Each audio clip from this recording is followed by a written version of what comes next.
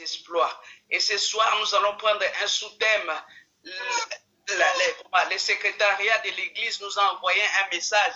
Et vraiment, le Saint-Esprit veut vraiment que nous puissions exploiter ces sous-thèmes-là. Alléluia. Amen. Amen.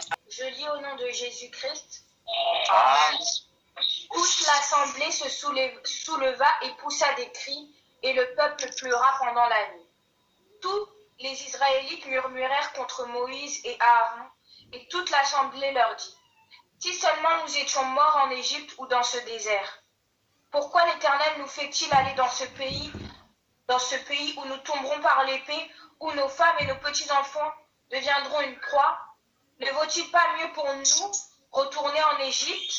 Et ils se dirent l'un à l'autre: nommons un chef et retournons en Égypte. Moïse et Aaron tombèrent le visage contre Dieu. Parce qu'au commencement était la parole, et la parole était avec Dieu, et toutes choses ont été créées par la parole. Alors nous voulons, une fois de plus encore, Saint-Esprit, te laisser nous conduire. Esprit de Jésus, nous voulons t'écouter. Je fais taire la chair. Je chasse tout esprit de distraction au milieu de nous. Je me lève contre toutes les formes d'attaque de l'ennemi, sous toutes les formes, dans les noms puissants de Jésus. Et je ramène ma pensée captive à l'obéissance de Christ. Je réclame la couverture du sang de Jésus tout autour de chaque personne qui est connectée ce soir. Ainsi, j'ai prié les Pères dans le glorieux nom de notre Seigneur Jésus-Christ. Amen. Amen. Merci Seigneur. Alors, bien-aimés, nous sommes toujours, n'est-ce pas, sur notre thème. Avec Dieu, nous ferons des exploits. Et ce soir, n'est-ce pas, notre sous-thème, c'est incrédulité et murmure. Bien-aimés, pour Israël, c'était physique, c'était visuel. Toi et moi, c'est par la foi. Oui, là où tu es, tu peux te dire, oui, si j'étais à cette époque-là, je n'allais pas me comporter comme tel. Mais bien aimé, nous sommes tous pareils. Alléluia. Amen. Amen. Toi aussi, tu as déjà vu Dieu à l'œuvre. Toi aussi, tu as déjà vu Dieu opérer un miracle. N'est-ce pas que nous avons des témoignages au milieu de nous? N'est-ce pas qu'il n'y a pas, le mois dernier, notre Irma Emilia a témoigné, bien aimé. N'est-ce pas qu'il y a notre sœur Amam qui avait témoigné et j'en passe. Combien sommes-nous à témoigner, bien-aimés? Mais c'est savoir la main de Dieu. Amen. Nous avons déjà vu la main de Dieu au milieu de nous comme Israël. Nous avons déjà vu la main de Dieu comme les enfants d'Israël ont vu. Et nous voyons ici, bien-aimés, avant même que Israël commence à se lamenter, qu'est-ce que Moïse a fait? Moïse a pris parmi les 12 tribus. Moïse a pris une personne de chaque tribu pour aller explorer le pays. Alléluia. Amen. Amen. Moïse a pris dans chaque tribu une personne pour aller explorer le pays. Répète avec moi, explorer le pays. Explorer le pays. Explorer le pays. Explorer le pays. Et nous voyons, malgré qu'ils sont partis pour explorer le pays, et quand ils sont rentrés, c'est là qu'il y a eu de pleurs. C'est là qu'il y a eu de pleurs. La Bible nous dit, Israël a commencé à se lamenter toute la nuit. Ils ont commencé à pleurer, ils ont pleuré toute la nuit, bien-aimé. Oh, je te vois là où tu es. Toi aussi, peut-être que tu as pleuré toute la nuit. Toi aussi, des fois, quand tu prends ta douche, sous la douche, tu pleures. Alléluia. Amen. Amen.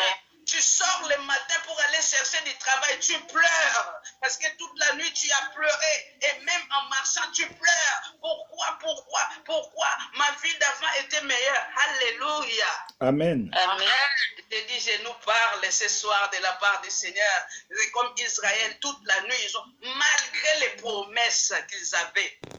Israël avait des promesses de Dieu. Comme toi et moi, nous avons des promesses bien-aimées. Psaume 60, verset 14 dit, avec Dieu nous ferons des exploits, il écrasera nos ennemis. Ce n'est pas une promesse. C'est des promesses. Nous avons plusieurs promesses dans la Bible, comme Israël. Et nous voyons, bien aimés, Israël a commencé à pleurer. Vous savez pourquoi Israël pleurait? Parce qu'Israël a regardé la taille de ses ennemis. Israël a regardé la taille des habitants de ces pays-là. Alléluia. Amen. Amen. David, nous avons vu un de le secret de David, c'est que David ne regardait pas la taille. David ne regardait pas le nombre de ses ennemis. David ne regardait pas, oh, c'est l'armée américaine. Oh, c'est l'armée de John Jong-un. Si c'est John Jong combien? Non, David regardait à l'Éternel qui s'appelle Yahvé Sabaoth. Amen. Amen. Bien-aimé, tu es là. Amen. Amen. À moi, je vibre, bien-aimé. Je vibre déjà. Je ne sais pas si tu es là. Amen. Parce que je ne te sens pas. Je sens comme si tu es encore un peu loin. Oh, si tu... Non, bien-aimé. Éloigne-toi des bords. Éloigne-toi de la côte.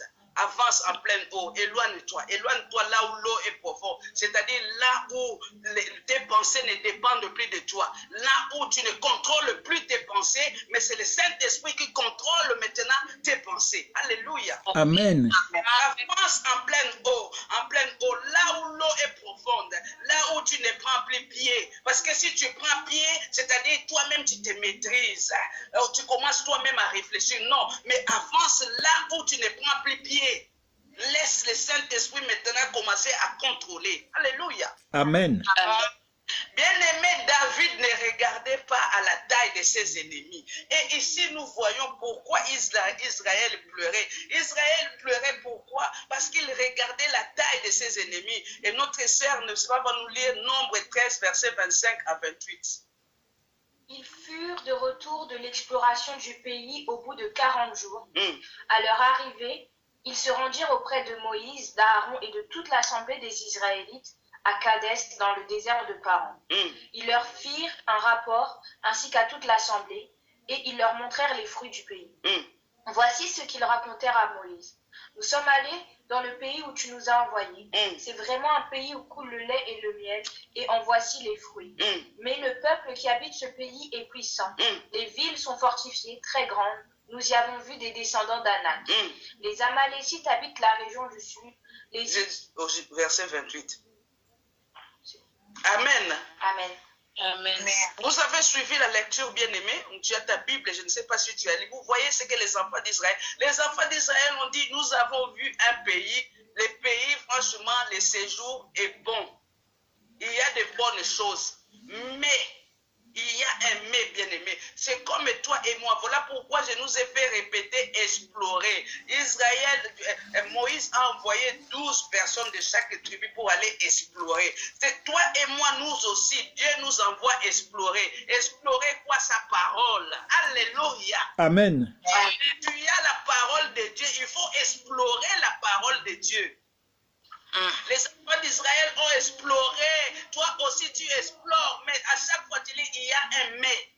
Lorsque tu vois Lazare sortir du tombeau, tu dis oui. Oui, c'est bien, mais. Alléluia. Amen. Amen. Lorsque tu entends l'histoire de la femme qui avait la perte de sang, tu dis oui, mais. Moi qui vous parle, bien-aimé, j'ai exploré les pays et le sang s'est arrêté. Bien-aimé, à un certain moment, j'avais une perte de sang, mais ça ne s'arrêtait pas. Je crois que j'ai déjà donné ce témoignage plusieurs fois. Bien-aimé, j'ai vu les gynécologues, ils m'ont changé les traitements, mais ça n'allait pas. Ça a pris des mois et des mois. Et j'ai commencé même à être anémié, tellement que je perdais du sang. Mais un jour, Jésus a croisé mon chemin. Amen. Amen. Un jour, Jésus a croisé mon chemin. Comme cette femme bien-aimée, la perte de sang s'est arrêtée. Amen. Amen. Tu as un pays à explorer, merveille. C'est ta Bible. C'est ta Bible. Pourquoi tu vois les Anak? Pourquoi tu vois les géants? Au lieu de voir la grandeur de Dieu. David est celui-là qui regardait à Dieu. David savait que rien n'est impossible à Dieu. Et tout est possible à celui qui croit. Alléluia. Amen. Amen. Rien n'est impossible à Dieu. Et tout est possible à celui ou celle qui croit. Amen. Bien-aimés, les enfants d'Israël, au verset 3, nous sommes dans notre texte, n'est-ce pas? Nombre 14, au verset 3. La Bible dit, pourquoi l'Éternel nous fait-il aller dans ces pays où nous tomberons par l'épée, où nos femmes et nos petits-enfants deviendront une proie? Ne vaut-il pas mieux pour nous retourner en Égypte? Et ils se dirent, écoutez le verset 4, et ils se dirent l'un à l'autre, nommons un chef et retournons en Égypte. Alléluia. Amen. Amen. Nommons un chef et retournons en Égypte. Bien-aimé, l'homme est l'homme. Amen. Papa Roberto, moto azakaka moto kokoma nzambe te.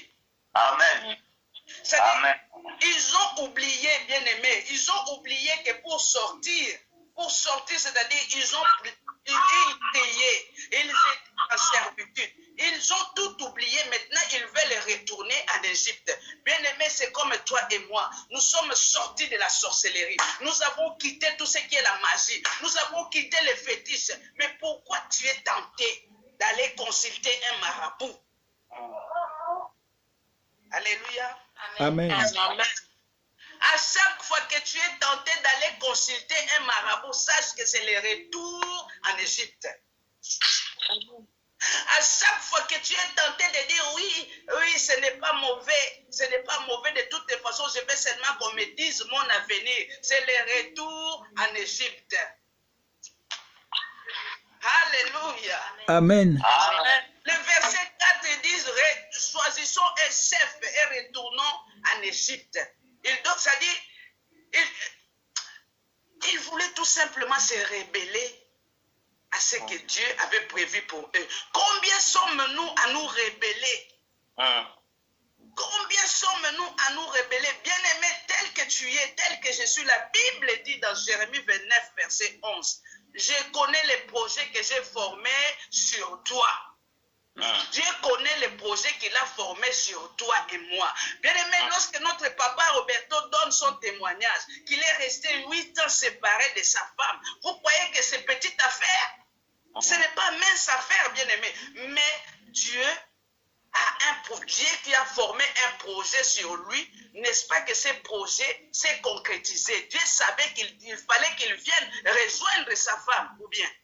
Amen. Est-ce que Dieu ne savait pas, bien-aimé? Mais nous nous rébellons. Tu vas dire, 8 ans, ça fait trop, ça dit, alléluia. Amen. Il y a des personnes qui ne marchent pas selon l'esprit. Il allait se dire, 8 ans c'est trop. Hein? Écoute, Sidonie, cherche-toi un autre. Moi aussi ici, j'ai continué mon chemin. Alléluia. Amen. Mais non, mais parce qu'il savait que les promesses de Dieu sont oui, et c'est en lui que nous disons Amen. C'est un chemin, bien-aimé, c'est un chemin. Le désert que tu es en train de traverser, c'est un chemin. Dieu n'a pas destiné que les enfants d'Israël puissent mourir en cours de route. Ceux qui sont morts, c'est tout simplement parce qu'ils se sont rébellés. La destination finale, bien-aimé, c'était Canaan. C'est comme toi et moi, notre destination finale, c'est le paradis. Hériter la vie éternelle. Alléluia. Amen. Notre destination finale, c'est hériter la vie éternelle. Merveille demain. Hein? Quelqu'un qui a prié, lui-même a donné témoignage comme ça. Et le visa sort et Dieu dit non, tu ne vas pas voyager. Seigneur, il faut être conduit par le Saint-Esprit. Alléluia. Amen. Amen. Nous devons apprendre à dépendre de Dieu comme notre Père. C'est-à-dire, si Dieu est notre Père, comme Dieu est notre Père, nous sommes ses enfants. Est-ce que vous avez déjà vu un enfant qui dépend de lui-même? Est-ce que vous avez déjà vu un enfant qui dit, oui, je sors, je vais aller m'acheter des uniformes, je vais aller m'acheter mes cahiers, ou bien l'enfant, hein? L'enfant dépend de son père. Alléluia. Amen. Voilà pourquoi lorsqu'on est enfant, on ne se soucie pas pour crier à manger ou pas. Ce n'est pas notre problème. Tant qu'on est enfant, on sait que papa va travailler, il donne l'argent à maman, va faire des courses. Alléluia. Amen. Apprenons à dépendre de Dieu comme notre Père. Si nous prenons Dieu comme notre Père, alors nous aurons aussi la facilité à dépendre de lui. David dépendait de son Dieu. David savait dépendre de son Dieu. Alléluia. Amen. Lorsque nous lisons le psaume 23, au premier verset, nous disons quoi? L'Éternel est mon berger, je ne manquerai de rien. Ah, bien-aimé, toi, l'Okuta Moko. C'est-à-dire, nous sommes des menteurs et des menteuses. Nous disons les psaumes 23, l'Éternel est mon berger, je ne manquerai de rien. Mais il suffit seulement que le matin là, que tu manques même 5 €, tu commences déjà à murmurer. Alléluia. Amen. Amen. Tu commences déjà à murmurer, tu oublies que l'Éternel est ton berger. Tu oublies que tu ne manqueras de rien. Cela ne veut pas dire que parce que le matin je n'ai pas 5 €, que jusqu'au coucher, je n'aurai pas 5 €. Dépendre de l'Éternel, c'est ça, bien-aimé. Savoir garder ce calme. David a appris toutes ces choses-là. C'est-à-dire, David savait dépendre de son Dieu. David a pris son Dieu comme son père. Nous disons, alléluia. Amen. Amen. Les enfants d'Israël ont commencé à crier. Ils ont dit, si c'est comme ça, nous allons nommer un chef. C'est-à-dire, Moïse, toi, tu es un faux pasteur. Toi, tu es un faux prophète.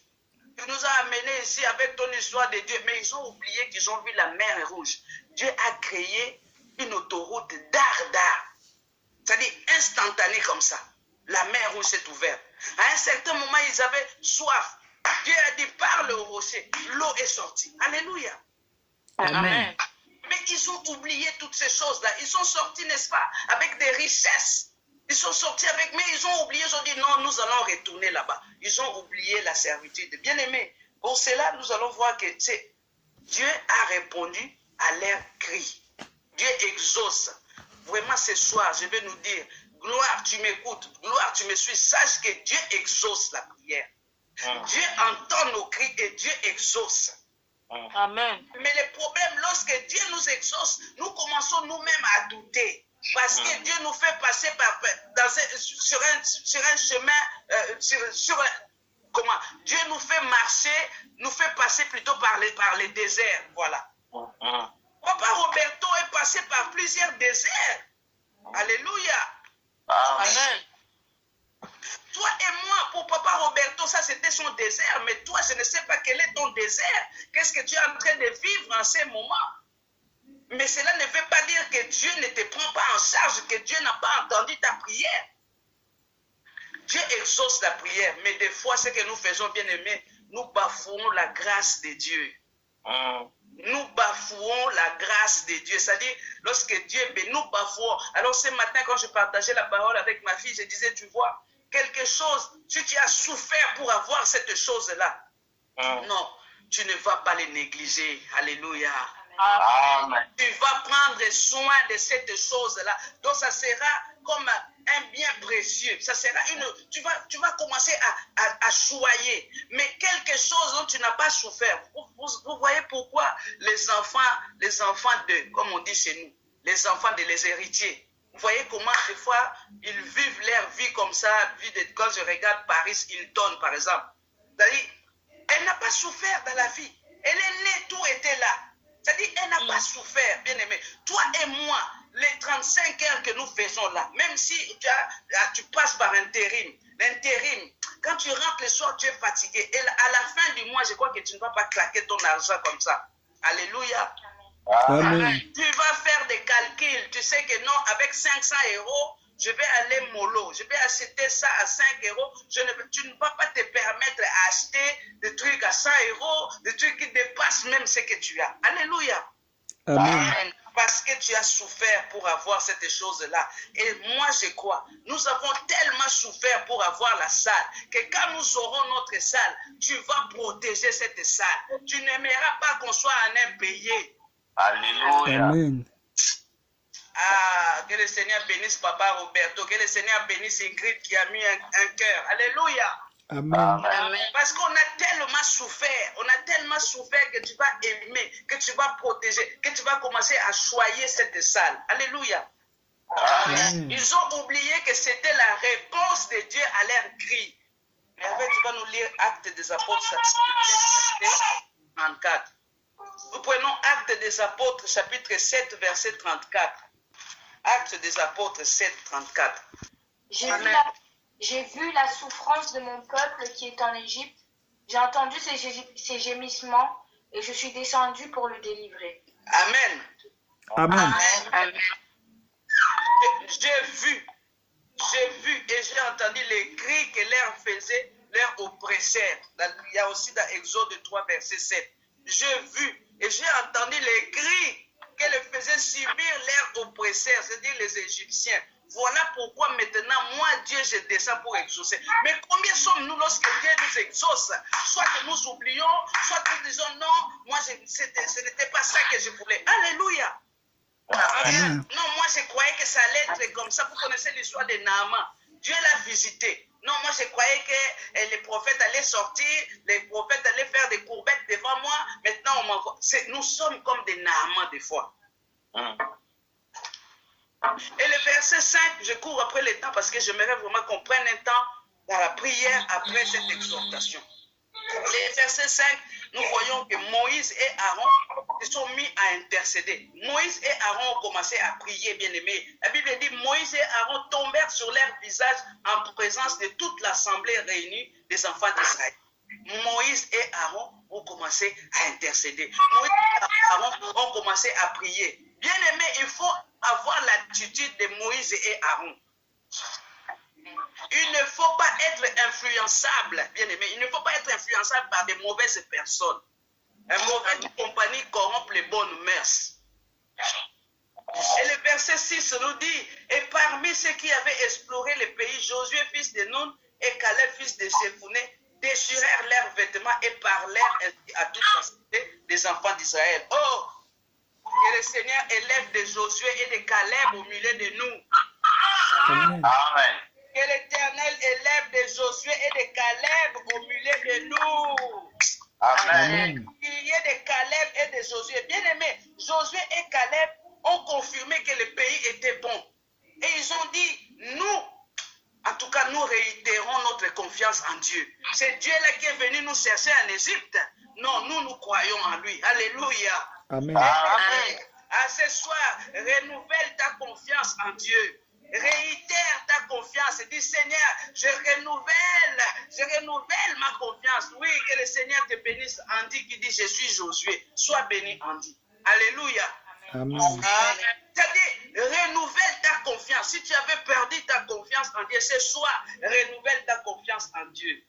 Alléluia. Amen. Le verset 8 nous dit, Josué et Caleb dirent, si l'Éternel nous est favorable, si l'Éternel, j'aime ce verset, si l'Éternel nous est favorable, il nous mènera dans ces pays et nous les donnera. Si l'Éternel nous est favorable, nous aurons cette salle. Si l'Éternel nous est favorable, j'aurai mon diplôme. Si l'Éternel nous est complète toi-même. Si l'Éternel m'est favorable, je serai guéri de cette maladie. Si l'Éternel est favorable, toi-même complète.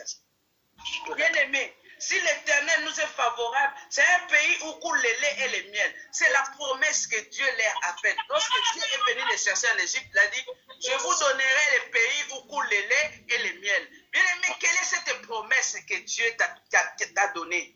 Quelle est cette promesse que tu as mis sous le lit? Tu as jeté cette promesse. Ce soir, rentre sous ton lit, ressors cette promesse dans le nom de Jésus. Amen. Quelle est cette parole que Dieu t'a donnée, que tu as mis quelque part, que tu as jeté peut-être même dans la poubelle? Ce soir, va récupérer, fouille dans la poubelle où tu as jeté. Récupère cette promesse. La parole de Dieu ne périme jamais. Bien aimé, les médicaments ont une date de péremption. Les laits que nous prenons ont une date de péremption. Mais la parole de Dieu, la parole de Dieu ne périt jamais. La parole de Dieu n'a pas une date de péremption. Oh, c'est une parole qu'on m'a dit en 2000, je ne sais pas moi, 2001. La parole de Dieu n'a pas de date limite. Amen. Les médicaments que nous prenons ont une date de péremption, mais la parole de Dieu n'a pas une date de péremption. Amen. J'ai dit Amen. Que le Seigneur bénisse celle qui a dit Amen. Amen. Alléluia. Amen. La faveur de Dieu, bien aimé. La faveur de Dieu ouvre les portes. La faveur de Dieu ouvre les portes. Josué dit, si l'Éternel nous est favorable. Bien-aimé, je connais quelqu'un en Israël qui a trouvé la faveur de Dieu. Oh, cette femme, cette jeune fille s'appelait Esther. Bien-aimé, alors que d'autres filles mettaient l'huile, je ne sais pas moi, comme j'ai dit un dimanche, ils mettaient l'huile mafuta ngouma. Ils prenaient l'huile, je ne sais pas moi. Il y a des noms mystiques de l'huile que les magiciens utilisent. Il y a d'autres jeunes filles qui appliquaient cette huile. Toi qui as tendance à acheter plusieurs huiles, cette fille n'avait pas appliqué l'huile de serpent. Cette fille n'avait pas appliqué l'huile, je ne sais pas moi, venue des eaux. Cette fille Esther l'avait seulement appliqué l'huile du Saint-Esprit. Amen. Cette fille avait l'huile de l'Esprit Saint.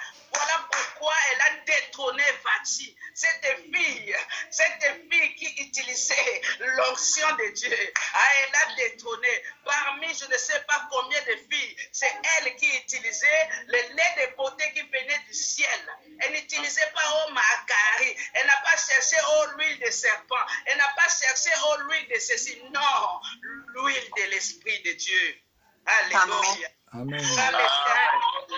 Quand l'Éternel approuve les voies d'un homme, il dispose favorablement à son égard même ses ennemis. Alors pour citer, pour prendre le temps de la prière, bien aimé, le verset 9, Josué dit, seulement ne soyez point rebelles contre l'Éternel. Ne soyons pas rebelles, bien aimé, ne soyons pas rebelles. C'est-à-dire, lorsque j'étais en train de méditer moi-même, rebelle ou incrédule, ne sois pas incrédule ce soir, si tu es là, ne sois pas incrédule, ne sois pas rebelle. Rebelle, c'est celui qui ne reconnaît pas l'autorité légitime. Définition dictionnaire. Qui est rebelle, c'est celui ou celle qui ne reconnaît pas l'autorité, qui se révolte contre l'autorité. Qui est incrédule, c'est celui qui ne croit pas, qui a des doutes. Alors ce soir, ne sois pas incrédule. Ce soir, ne sois pas rebelle. Ce soir, ne doute pas dans ton cœur. Alléluia. Amen. Je vais m'arrêter là et nous allons prier.